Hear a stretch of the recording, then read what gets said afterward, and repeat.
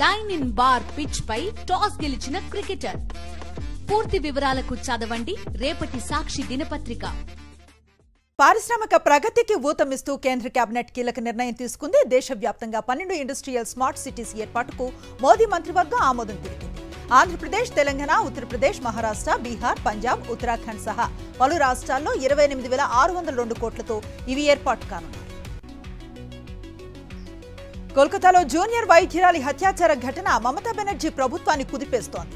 BJP పిలుపునిచ్చిన పశ్చిమ బెంగాల్ బంద్ ఉద్రిక్తతల మధ్య కొనసాగుతోంది.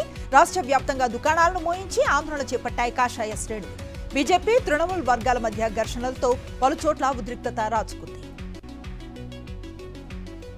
బీజేపీ బంద్ పై తీవ్ర స్థాయిలో ధ్వజమెత్తారు బెంగాల్ ముఖ్యమంత్రి మమతా బెనర్జీ. రాష్ట్రంలో అరాచకం సృష్టించడానికి విపక్షాలు ఆందోళనలంటూ మండిపడ్డారు. తృణమూల్ కాంగ్రెస్ విద్యార్థి విభాగం ఆవిర్భావ దినోత్సవం సందర్భంగా కోల్కతాలో నిర్వహించిన కార్యక్రమంలో పాల్గొన్నారు మమతా బెనర్జీ. బంద్ వేళ బెంగాల్లో బీజేపీ నేతపై కాల్పుల కలకలం రేపాయి. ఉత్తర 24 పరగనాల జిల్లాలో బాత్పరాలో ఈ ఘటన చోటు చేసుకుంది. కారులో వెళ్తున్న బీజేపీ నేత ప్రియాంగు పాండేపై గుర్తు తెలియని వ్యక్తులు కాల్పులు జరిపారు. 7 రౌండ్లు ఫైర్ చేశారు. ఇది తృణమూల్ గుండాల దాడి అని బీజేపీ మండిపడింది. బెయిల్ అనేది నియమం, జైలు మినహాయింపు అనేది మరోసారి స్పష్టం చేసింది సుప్రీంకోర్టు. మనీ లాండరింగ్ కేసుల్లోనూ ఈ బెయిల్ రూల్ వర్తిస్తుందంటూ కీలక వ్యాఖ్యలు చేసింది. అలాగే కస్టడీ సమయంలో నిందితులు ఇచ్చే వాంగ్మూలాలను సాక్ష్యంగా పరిగణించకూడదని పేర్కొంది. Justice BR Gavai, Justice KV Viswanathan ధర్మాసనం ఈ మేరకు ఈ వ్యాఖ్యలు చేసింది. ఎమ్మెల్సీ కవిత కాసేపట్లో హైదరాబాద్ కు చేరుకోనున్నారు. కవిత వెంట భర్త అనిల్, సోదరుడు కేటీఆర్లు ఉన్నారు. ఆమెకు ఘన స్వాగతం పలికేందుకు బీఆర్ఎస్ శ్రేణులు సిద్ధమయ్యాయి. దీంతో శంషాబాద్ ఎయిర్పోర్ట్ వద్ద కోలాహలం నెలకొంది. హైదరాబాద్ లో పలు చోట్ల ఆమెకు మద్దతుగా హోర్డింగ్స్ వేశాయి. సచివాలయంలో తెలంగాణ తల్లి విగ్రహ ఏర్పాటుకు భూమి పూజ చేశారు ముఖ్యమంత్రి రేవంత్ రెడ్డి. ఈ కార్యక్రమానికి మంత్రులు, ఎమ్మెల్యేలు, ఎంపీలు హాజరవగా తెలంగాణ ప్రజానీకం కోరుకుంటున్న విధంగా తెలంగాణ తల్లి విగ్రహం ఉంటుందన్నారు సీఎం రేవంత్ రెడ్డి. సోనియా జన్మదినాన్ని సందర్భంగా డిసెంబర్ 9వ తేదీన తెలంగాణ తల్లి విగ్రహ ఆవిష్కరణ ఉంటుందన్నారు. సీఎం రేవంత్ పై ట్విట్టర్ వేదికగా బీఆర్ఎస్ వర్కింగ్ ప్రెసిడెంట్ కేటీఆర్ విమర్శలు కురిపించారు. సోనియా గాంధీని దెయ్యం, పిశాచి, బలిదేవత అన్నది నువ్వు కాదా రేవంత్ అంటూ ఘాటైన విమర్శలు చేశారు. దొడ్డిదారిన రేవంత్ పీసీసీ ప్రెసిడెంట్ అయ్యారన్నారు. రాజీవ్ గాంధీ మీద రేవంత్ రెడ్డి వలకబోస్తున్న కపట ప్రేమ అసలు రంగు అందరికీ తెలుసన్నారు. సీఎం రేవంత్ రెడ్డి మీడియా ప్రతినిధులతో చిట్ చాట్ సందర్భంగా అనేక అంశాలు వెల్లడించారు. హైడ్రా దూకుడు పెంచిన వేళ కీలక వ్యాఖ్యలు చేశారు ఆయన. హైడ్రా హైదరాబాద్ వరకే పరిమితమన్నారు CM Revanth. FTL, buffer zone, చెరువులు, నాలాలు మొదటి ప్రయారిటీ అన్నారు. అక్రమ భవనాలు కూల్చేస్తామన్నారు సీఎం రేవంత్.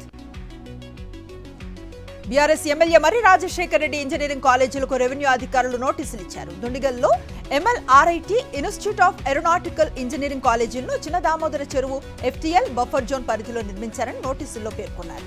మొత్తం 8 ఎకరాల 24 కుంటల చెరువులను ఆక్రమించారని అధికారులు తెలిపారు. అయితే హైడ్రాపై హైకోర్టులో BRS MLA Marri Rajasekhar Reddy petition వేశారు. Marri Laxman Reddy institute of technology తరఫున హైకోర్టులో పిటిషన్ వేశారు. ఎఫ్టీఎల్, బఫర్ జోన్ పేరుతో హైడ్రా కూల్చివేతలు ఆపాలని పిటిషన్లో పేర్కొన్నారు. హైడ్రా ఎటువంటి చట్టబద్ధత లేని ఏజెన్సీ అన్నారు. హైదరాబాద్ బషీర్బాగ్ లో విద్యుత్ అమరవీరులకు వామపక్ష పార్టీల నేతలు నివాళులు అర్పించారు. మాజీ ఎమ్మెల్యేలు జూలకంటి రంగారెడ్డి, గుమ్మడి నర్సయ్యతో పాటు పోటు రంగారావు, ఇతర వామపక్ష పార్టీల నేతలు హాజరయ్యారు. విద్యుత్ ఛార్జీలు తగ్గించాలని అడిగితే ఆనాడు చంద్రబాబు కాల్పుల మోతను మోగించారని నేతలు విమర్శించారు. ఫుడ్ పాయిజనింగ్ కారణంగా ఏలేశ్వరం గురుకుల పాఠశాల వసతి గృహం ఖాళీ అవుతోంది. అపరిశుభ్ర వాతావరణం కారణంగా పిల్లల ప్రాణాల మీదకు రావడంతో తల్లిదండ్రులు తీవ్ర ఆందోళన చెందుతున్నారు. తమ పిల్లల్ని వసతి గృహం నుంచి తీసుకెళ్లిపోతున్నారు. ఏకంగా 605 మంది విద్యార్థినులు హాస్టల్ ప్రిన్సిపల్ కు సిక్ లీవ్ ను అప్లై చేశారు. ఎలుకలు కరిచి 5గురు విద్యార్థులు గాయపడ్డారు. శ్రీకాకుళం జిల్లా తామరాపల్లి మహిళా రెసిడెన్షియల్ కాలేజీలో ఈ ఘటన చోటు చేసుకుంది. గాయపడ్డ విద్యార్థులకు నర్సన్నపేట ప్రభుత్వ ఆసుపత్రిలో చికిత్సను అందించారు. రెసిడెన్షియల్ కళాశాల భవనంలో డార్మిటరీలో రాత్రి విద్యార్థులు నిద్రిస్తున్న సమయంలో ఎలుకలు కరిచాయి. ఏలూరు జిల్లా నూజివీడు ట్రిపుల్ ఐటీలో ఫుడ్ పాయిజన్ కలకలం రేపుతుంది. 3 రోజులుగా విద్యార్థులు అనారోగ్యానికి గురవుతూ ఉండటంతో ఆందోళన వ్యక్తమవుతోంది. 4 రోజుల్లో 714 మంది విద్యార్థులు అనారోగ్యం పాలవగా జ్వరం, కడుపు నొప్పి, వాంతులతో చికిత్సను పొందుతున్నారు. ఏలూరు జిల్లా నూజివీడు ట్రిపుల్ ఐటీ ఘటనపై అధికారులు సీరియస్ అయ్యారు. IIITలో KMK మెస్ను DMNHO శర్మిష్ఠా నేతృత్వంలో అధికారులు తనిఖీ చేశారు. కిచెన్, ఆహారం వండే విధానంపై అధికారులు అసంతృప్తిని వ్యక్తం చేశారు. విద్యార్థులకు విరిగిపోయిన పాలతో పెరుగు అందించడంపై మండిపడ్డారు. కిచెన్లో వాతావరణం సంతృప్తిగా లేదన్నారు. నల్గొండ జిల్లా మిర్యాలగూడలో శ్రీనివాస్ నగర్ సంగం డైరీ వద్ద ఉద్రిక్తత నెలకొంది. నూతన యాజమాన్యం డైరీ ప్రారంభిస్తూ ఉండగా పాడి రైతులు అడ్డుకుని గతంలో వీటీ డైరీగా ఉన్నప్పుడు బకాయిలు చెల్లించాలని డిమాండ్ చేశారు. దీంతో డైరీ సిబ్బందికి పాడి రైతులకు మధ్య వాగ్వివాదం తలెత్తింది. శంషాబాద్ లో ఓయో హోటల్ గదిలో సీసీ కెమెరా ఏర్పాటు చేయడం కలకలం రేపింది. రూమ్ అద్దెకు తీసుకున్న వారిని ఓయో హోటల్ నిర్వాహకుడు బెదిరిస్తున్నాడని ఆరోపణలు వచ్చాయి. ఓ జంట చేసిన ఫిర్యాదుతో ఓయో రూమ్ ను పోలీసులు తనిఖీ చేశారు. సీసీ కెమెరాలను స్వాధీనం చేసుకున్నారు. కుమ్రం భీం ఆసిఫాబాద్ జిల్లా కలెక్టర్ వెంకటేష్ దోత్రే తన కుమార్తెను అంగన్వాడీ కేంద్రంలో చేర్చి ఆదర్శంగా నడుస్తున్నారు. మిషన్ శక్తి పాలనా పథకంలో భాగంగా పిల్లల సంరక్షణ కోసం సమీకృత జిల్లా కలెక్టరేట్ భవన సముదాయంలో అంగన్వాడీ కేంద్రంగా ఏర్పాటు చేయగా అక్కడే తన కుమార్తె స్వరను చేర్పించారు ఆయన. వైఎస్ఆర్ జిల్లాలో టీడీపీ రెచ్చగొట్టే చర్యలపై ఎస్పీ హర్షవర్ధన్ రాజుకు వైఎస్ఆర్సీపీ ఫిర్యాదు చేసింది. జిల్లాలో టీడీపీ చెత్త రాజకీయాలపై ఎస్పీకి వైఎస్ఆర్సీపీ నేతలు వివరించారు. టీడీపీ ఎమ్మెల్యే మాధవిరెడ్డి రెచ్చగొట్టే ప్రయత్నం చేస్తున్నారని ఆరోపించారు వైఎస్ఆర్ జిల్లా వైఎస్ఆర్సీపీ అధ్యక్షులు రవీంద్రనాథ్ రెడ్డి. అనంతపురం ఎస్పీని కలిశారు తాడిపత్రి రూరల్ సీఐ లక్ష్మీకాంత్ రెడ్డి. నిన్న తాడిపత్రిలో జరిగిన ఘటనను వివరించారు. తాడిపత్రి ఘటనలో తన తప్పు లేదన్నారు. ఎమ్మెల్యేతో తాను దురుసుగా ప్రవర్తించలేదన్నారు. ఎస్సీ ఎస్టీ కేసు తన పరిధిలోని అంశం కాదని డీఎస్పీ విచారణ చేస్తారని అస్మిత్ రెడ్డితో చెప్పారని తెలిపారు. ఫోన్ పే చేశామని ఫేక్ మెసేజ్ చూపి బంగారు నగలు కొనుగోలు చేసి ఉడాయించారు దొంగ దంపతులు. నంద్యాల జిల్లా కోవెలకుంట్లలో SLVT థియేటర్ ఎదురుగా ఉన్న లక్ష్మీ జ్యువెలరీ షాప్ లో ఈ ఘటన జరిగింది. షాప్ యజమాని సుబ్బయ్య ఫిర్యాదుతో పోలీసులు కేసు నమోదు చేసి దర్యాప్తు చేపట్టారు.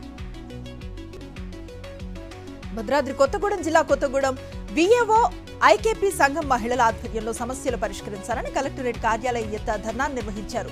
వేతనం 26,000 రూపాయలు పెంచాలని, 10 లక్షల రూపాయల ఇన్సూరెన్స్ ఇవ్వాలని, నాణ్యమైన ల్యాప్టాప్లు ఇవ్వాలని డిమాండ్ చేశారు. సమస్యలను పరిష్కరించకపోతే ఉద్యమాన్ని మరింత ఉధృతం చేస్తామని హెచ్చరించారు. Eluru Punjab national bank ATM వద్ద సూట్ కేసు కలకలం రేపింది. ATMలో సూట్ కేసు ఉండటాన్ని గుర్తించిన స్థానికులు బాంబు ఉందన్న భయంతో పోలీసులకు సమాచారం అందించారు. బాంబ్ స్క్వాడ్ వచ్చి తనిఖీలు చేయగా సూట్ కేసులో ఎలాంటి ప్రమాదకర వస్తువులు లేవని తేల్చడంతో స్థానికులు ఊపిరి పీల్చుకున్నారు. నల్గొండ జిల్లా మిర్యాలగూడలో పాడైపోయిన కేక్ ను అమ్మకానికి పెట్టారు. విషయం గమనించిన నిర్వాహకులను నిలదీశారు వినియోగదారులు. ఘటనపై పోలీసులకు ఫిర్యాదు చేస్తామన్నారు వినియోగదారులు. మల్కాజ్గిరి బాలాజీ ఫంక్షన్ హాల్ పక్కన ఖాళీ ప్రదేశంలో గంజాయి అమ్ముతున్న 2 వ్యక్తులను పోలీసులు రెడ్ హ్యాండెడ్ గా పట్టుకున్నారు. నిందితుల నుంచి 1200 గ్రాముల గంజాయి, సెల్ ఫోన్స్ ను స్వాధీనం చేసుకుని రిమాండ్ కు తరలించారు. తూర్పుగోదావరి జిల్లా దేవరపల్లి మండలం సంగాయిగూడెం, చిన్నాయిగూడెం గ్రామాల మధ్య ఆర్టీసీ బస్సు అదుపు తప్పి రోడ్డు పక్కన దిగబడిపోయింది. నిడదవోలు డిపో నుంచి జంగారెడ్డిగూడెం వెళ్తూ ఉండగా సంగాయిగూడెం వద్ద ఈ ఘటన జరిగింది. స్థానికుల సాయంతో బస్సును గోతులో నుంచి బయటకు తీశారు. ఖమ్మం నగరంలో నిజాంపేటలో ఓ ఇంటి ముందు పార్క్ చేసిన ఆటోను పెట్రోల్ పోసి ధ్వంసం చేశారు గుర్తు తెలియని వ్యక్తులు. బాధితుల ఫిర్యాదుతో పోలీసులు కేసు నమోదు చేశారు. సీసీటీవీ ఫుటేజ్ ఆధారంగా నిందితులను గుర్తించేందుకు ప్రయత్నిస్తున్నారు. శ్రీకాకుళం జిల్లా ఇచ్చాపురం పరిసర ప్రాంతాల్లో తెల్లవారుజామున భూకంపం సంభవించింది. తెల్లవారుజామున 3 గంటల 40 నిమిషాల సమయంలో 3 సెకండ్స్ పాటు భూమి కంపించింది. అనంతరం 4 గంటల 3 నిమిషాల సమయంలో మరోసారి స్వల్పంగా కంపించింది. భూ ప్రకంపనలతో స్థానికులు ఆందోళనకు గురయ్యారు. శ్రీ సత్యసాయి జిల్లా పెనుకొండ పట్టణ సమీపంలో జాతీయ రహదారి పక్కన వెలిసిన ప్రసిద్ధ హజ్రత్ సయ్యద్ దర్గాలో స్వామివారి 827వ గంధం ఉత్సవాలు ఘనంగా నిర్వహించారు. దర్గా పీఠాధిపతి అధోని షాక్షా వలి ఆధ్వర్యంలో ప్రత్యేక ప్రార్థనలు చేపట్టి స్వామివారికి గంధాన్ని సమర్పించారు. వివిధ ప్రాంతాల నుంచి భక్తులు తరలివచ్చి ఉత్సవంలో పాల్గొని మొక్కులు చెల్లించుకున్నారు. మహబూబాబాద్ జిల్లా మరిపెడ మున్సిపాలిటీ కేంద్రంలో పోలీస్, మున్సిపాలిటీ అధికారుల ఆధ్వర్యంలో ప్రధాన రహదారిపై ట్రాఫిక్ నియంత్రణ చర్యలు చేపట్టారు. ఖమ్మం వరంగల్ ప్రధాన రహదారిపై రోడ్డు కిరువైపులా వాహనాలు, తోపుడు బండ్లు ఉంచడంతో ప్రయాణికులు తీవ్ర ఇబ్బందులు పడుతున్న నేపథ్యంలో చర్యలు చేపట్టినట్లుగా అధికారులు వివరించారు. వరంగల్ జిల్లా పర్వతగిరి మండలం పెద్దతండాలో నకిలీ ఎరువులు వాడి గిరిజన రైతులు మోసపోయారు. ఎరువుల దుకాణం యజమాని మాయమాటలు విని పత్తి పంట దిగుబడి ఎక్కువ వస్తుందని అత్యాశతో ఏపుగా ఎదిగిన పత్తి పంట నాశనం చేసుకున్నారు. ప్రభుత్వం ఆదుకోవాలని బాధిత రైతులు వేడుకుంటున్నారు. విజయవాడ ఆటోనగర్లో కారులో అకస్మాత్తుగా మంటలు చెలరేగాయి. కారులో ఉన్నవారు అప్రమత్తమై అందులో నుంచి వెంటనే బయటకు దిగేశారు. కారు పూర్తిగా దగ్ధమైంది. కరీంనగర్ డిప్యూటీ మేయర్ చల్లా స్వరూపారాణి మేయర్ సునీల్ రావుపై ఫైర్ అయ్యారు. 33 రోజులు అమెరికా పర్యటనానికి వెళ్లిన మేయర్ కు కలెక్టర్ నోటీసులు ఇవ్వగానే 14 రోజులకు కుదించుకొని వస్తున్నారని ఎద్దేవా చేశారు. తరచూ పార్టీలు మారే సునీల్ రావు హక్కుల గురించి అడిగి తనపై ఆరోపణలు చేయడం మానుకోవాలన్నారు డిప్యూటీ మేయర్ స్వరూపారాణి. ఖమ్మం జిల్లా నేలకొండపల్లి డిగ్రీ కళాశాలలో సైబర్ నేరాలపై విద్యార్థులకు పోలీసులు అవగాహన సదస్సు నిర్వహించారు. విద్యార్థులు జూనియర్, సీనియర్ అంటూ వేధింపులకు పాల్పడితే కఠిన చర్యలు తీసుకుంటామని పోలీసులు హెచ్చరించారు. ఆన్లైన్ మోసాల పట్ల అప్రమత్తంగా ఉండాలని విద్యార్థులకు సూచించారు.